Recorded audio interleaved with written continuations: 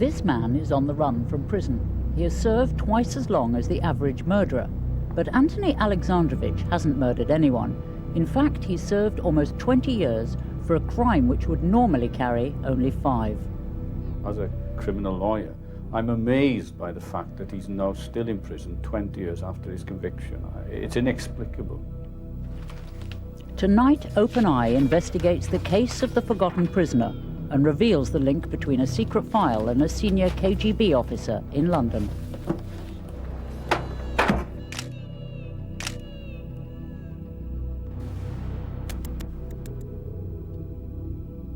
In December last year, Alex fled from open prison determined to tell his story. He contacted us to arrange a clandestine meeting. We agreed to interview him, but only on certain conditions. This interview is at your request, having contacted us this morning. We're doing this interview on the understanding that it is your intention to give yourself up to the police in the near future. Yes. It is only on this basis that we can proceed. Yes. Do you agree with those terms? Yes. Alex, firstly, can you describe where you were born and what the early part of your childhood was like? Yes, I was born in Nelson in Lancashire. The first part of my childhood, up to the age of 12, was pretty bad. I used to get beat up by my father, and so I ran away from home. Alex's troubled childhood led to him being taken into care at the age of 12. He ran away and began thieving. When I got to the approved schools, of course, people were saying to me, the other lads, what are you in here for? And I'm saying, well, running away. And they're saying, well, we're in for housebreaking, we're in for this, that and the other. And they'd tell me what to do next time I run away. Don't go into a shop and take a Mars bar. Go in to find an empty house, go around the back, go in, you'll find food in the kitchen, you might find some money lying around. And I started to do that. And of course, every time I got picked up, I got moved on to a more secure place. In September 1971, Alex was released from prison and returned home to Nelson, but it was a failed attempt at family reconciliation. 10 days later, he was back on the road, drifting aimlessly and in a poor mental state.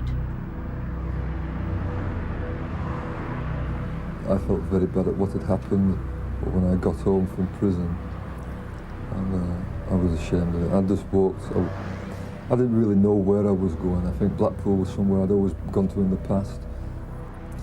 And I was walking for the press, and a couple of policemen in a van saw me and obviously recognised me, and they pulled me in.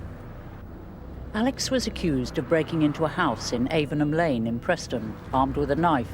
A mother and teenage daughter were asleep in a bed upstairs.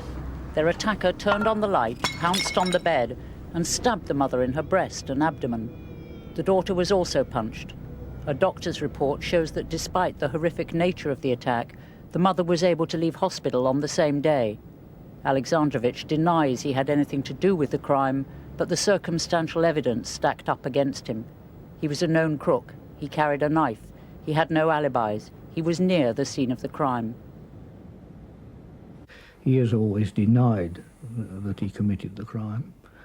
I can't envisage him capable of committing such a crime. One witness statement describes the attacker as tall, aged about 30, and with black curly hair. Alexandrovicz was of medium height, 17, with short brown hair. The witness concluded, "I would not be able to recognize this man if I saw him again." But mistaken identity never became an issue in the case because, back at the cells, Alex was making a confession. It was this which formed the basis of the prosecution. They were saying, no, you did it, didn't you? You were responsible for this. Now, don't mess us about. We know that it was you and all of this. And I'm saying, I don't know anything about it. I don't know what's happening. And while I'm saying this, there's somebody typing something out. Alex says he made the confession in a confused mental state and now denies committing the crimes. But this claim was not used by the defence when he appeared for sentencing at Manchester Crown Court in 1971. The judge and Alex's barrister discussed psychiatric reports which had been drawn up whilst Alex was on remand at Risley.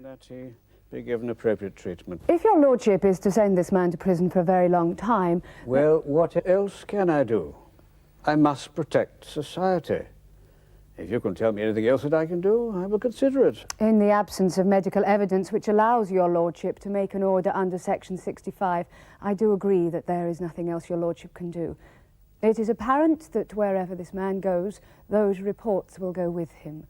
And those psychiatric and probation reports concluded that Alex was deeply depressed and would probably attempt suicide if he were sent to prison. But the defence did not ask for Alex to be sent to a secure hospital. Condition be kept under careful observation and that he be given appropriate treatment. Yes, I respectfully agree. So, with all other options apparently closed to him, the judge decided to jail Alex. But for how long? At his age and with his record, Alex could have expected about 5 years. It turned out to be a lot more. I am going to pass upon you a sentence which may sound very savage, but it is not as savage as it may seem to you. It is a sentence which, when you are fit and the doctors are confident about you, will put you back into society. On the first 2 charges, that is aggravated burglary and wounding with intent, the sentence upon you is one of life imprisonment. Catchline life. An 18-year-old youth who attacked a mother and daughter in their beds in a Preston flat only 10 days after his release from prison was jailed for life at Manchester Crown Court today. I always feel, and I feel to this day, that it was a very severe sentence. In fact, I'd go further than that and say that in my 40 years' experience, it was probably unique because the defendant was a teenager and the charges were not what I would have imagined a life sentence would be passed for. Those sort of injuries these days would hardly warrant a life sentence or even a multiple sentence. What kind of sentence would that type of injury offence normally incur? Well, it'd be 3 to 5 years using a knife, I would think. I'm nearly 40. I got sentenced when I was 18. When the prison experience over the last 20 years, I couldn't even begin to describe to you properly. If I gave you a copy of Nightmare on Elm Street and asked you to watch it every day, perhaps you might get an idea. The nightmare for Alex was that at the age of 18 he had become a Category A prisoner, sharing cells and landings with some of the most dangerous men in Britain. We're all Cat A men here. Okay, so we're all on the same landing. Killers. I was scared to walk around the landings. I was scared of what might happen to me. I was scared that that man's killed somebody. If I said the wrong thing to him, he might do something to me. He could perhaps kill me. In prison, I've seen that happen. Alex was 20 when he was moved to Wakefield Prison. He was the youngest Category A prisoner there, and almost on arrival, he was raped. The ordeal is painfully portrayed in this play, based on Alex's life in prison. Prison was much worse than I expected. I never realised just how good-looking I was till then. I was approached by this big crazy in the showers, carrying a cutthroat in one hand and half an ounce of tobacco in the other, asking which way did I want it. I didn't have the cool to ask him if the smoke were Old Alban. I was so scared I bent over the sink for him. Still, I didn't have far to go to throw up. Alex's rape led him to the one act of serious violence he's known to have committed in prison. And afterwards, I went up to this chap's cell and attacked him. Anyway, I got put down the block for that, and shortly afterwards I got moved out. How badly injured was the prisoner that you attacked? I don't know. I never inspected it. I just battered him. I had an iron bar, and I went up to his cell and I hit him with it. He was back on the wing a couple of days later. Now, if I hadn't have gone to that fella and give him that iodine, it'd have happened to me again. It'd have happened to me again and again and again. That retaliation for his rape led to Alex, still aged 20, being transferred to Parkhurst. The young housebreaker from Nelson was now associating with the Cray twins and some of the most notorious murderers in Britain.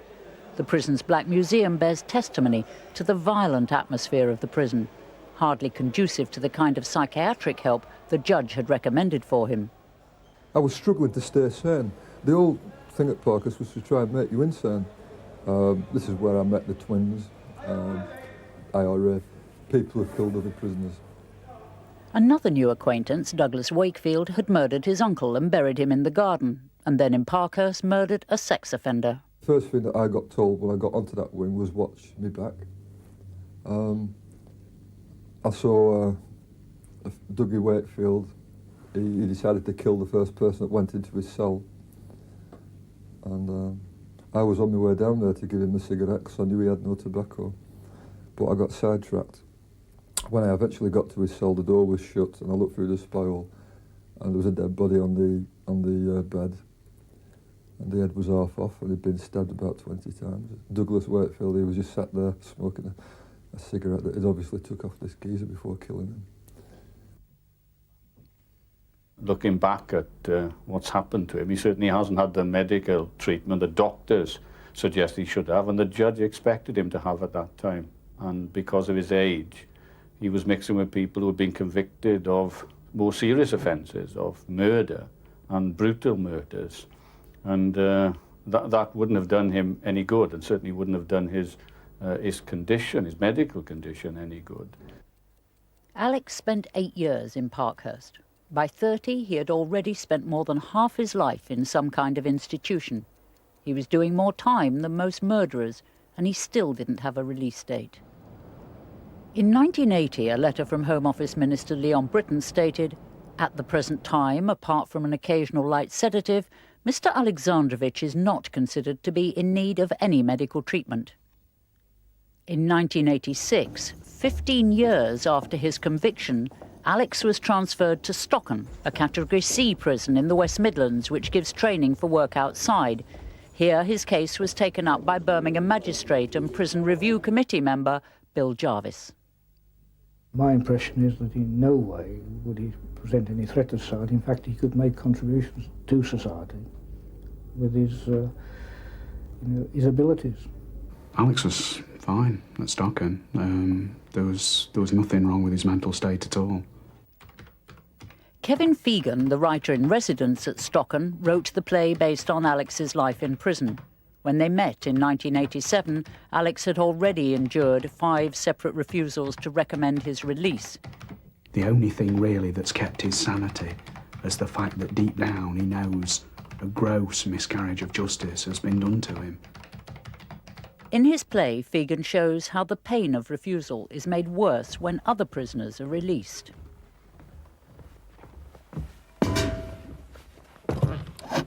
So, the committee gives you a knockback. Well, that's okay. You can handle that because it's happened before. But this time, it coincides with a long-termer you're friendly with getting out. And it surfaces, and it wants out. Everything else is... As the date of his release draws nearer, everyone's conversation consciously avoids the event. But it won't be ignored. You see it in the corridor when his walk becomes dizzier and he has to spread his arms to balance himself. And you're up before the insects next morning, pumping iron, working it off, and plastic window panes, and this plaque was unveiled by, and there are mahogany truncheons in the screws trophy cabinets, and all prisoners are to be properly dressed at all times, and you're out on the landing naked, ordering the next boat south, and the entire prison's knee-deep in cling film, and it's in your mouth, and it's up your... and it wants out. It was tensions like these which Alex said led him to the unusual step of requesting solitary confinement. You've requested effectively solitary confinement? Yes. Yes, repeatedly, yeah. And it's the only time that I've ever managed to get anything positive done. It's the only time I've ever been able to read, the only time I've ever been able to study, the only time I've ever been able to do anything, really. The only time I've not been able to listen to other prisoners telling me what they're going to do when they get out. The only reason I'm sane now, after all of that, is because I've had to take measures like that to keep myself together. Here's a man who'd served 20 years in prison. He'd retained his integrity, his sanity, and come through as a person who hadn't been brutalised by the system, by what had happened to him. And I think that is something that perhaps is remarkable, that he was respected for who he was by the prisoners, but also, as far as I'm aware, by all the staff members he came in contact with throughout the prison. In 1988, Penny Fitzgerald wrote a report recommending that Alex should be released. It was accepted by the local review committee and by the parole board. After 17 years inside, the end seemed in sight. Everybody at Grendon, the psychiatrist, the psychologist, the governor, probation, wrote, we recommend that this man is released from here with a 6-month phase out. The parole board accepted that, and they gave me a date for release. And they said 6 months phase out from Grendon. The Secretary of State overturned all of the reports that were made at Grendon, overturned the parole board's decision, and said, no, I want him kept in prison. 3 prison governors and 2 senior psychiatrists have told Open Eye that they know of no reason why the Home Office turned down the parole board's recommendation, but they're bound by the Official Secrets Act and wouldn't appear on camera. The medical evidence is that he is fit, that there's no danger, he's no danger to society, and that's been the case, as far as we're aware, for quite some time. And if, as we also believe, that he's been a good prisoner, except for some minor trouble, I mean, he's done well within prison, then objectively he should have been released a long time ago. So the mystery is, why does the Home Secretary and why does the parole board, to some extent, not release him? And I mean, that is a mystery. I find it very difficult to understand why, because on the papers that we have, there's no objective reason why he shouldn't have been released a long time ago. But in the absence of medical or disciplinary reasons, there remains one other extraordinary theory why Alex has served so long. His father was born in Eastern Europe and served briefly with the Red Army. All Alex knows is that when he was about 16, he went to the Russian embassy in London to ask them if they could help him trace his grandparents. I wanted to write to my grandparents, wanted to know who they were, and all of that. Now, this is a lad who was taken into care when he was 12 because of violence within the family. So he is a lad who's displaced. He's a lad who needs a home. And I went to the embassy and I saw a counsellor, and his name was Laptev, his last name. This chap described himself as a counsellor, and that he said he would do what he could to help trace his grandparents. And he took me out into the gardens and sat me down, and he gave me some sandwiches. And he was asking me all kind of silly questions like, how long's your father been here? Do you go to school here? How do you like it? Do you know anything about your home country? So Alex upped and went back up north, never heard anything more.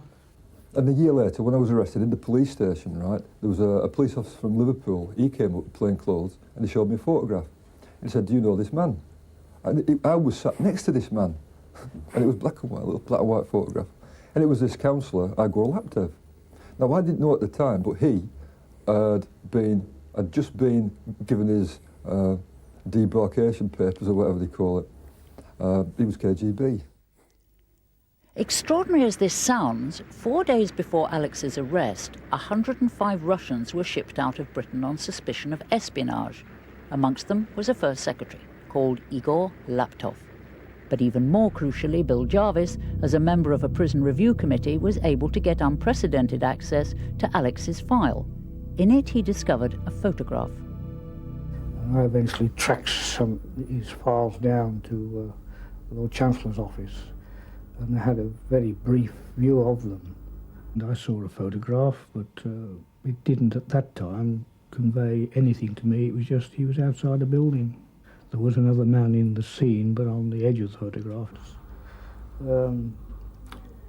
It's, you know, almost like a spy story, but one can hardly credit that it should apply to Alex, but he is of Russian or Polish parentage with a Russian background, and from his own comments to me, he had been in contact with the Communist Party before he was arrested. Home Office records also show that at the age of 21, Alex tried to apply for Russian citizenship, hardly the act of an experienced spy. But the file contained another extraordinary detail, one which adds to the speculation that Alex is an innocent victim of the Cold War. I certainly do recall a note on the file, appeared to be a pencil note, which established that release should not be considered before 30 years. And that was pencilled on the file? On the file. By whom? I don't know. It was signed, but I don't know who.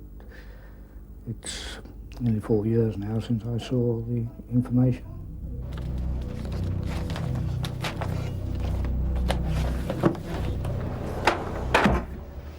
The Home Secretary should come clean, and his office should come clean and say, why has this man not been released a long time ago? We need to know the answer, and that's a question you should pose to them. I mean, on the objective evidence, he's not a political prisoner because he was convicted of a crime, which is a crime of violence against two women. It had nothing to do with a political crime at all.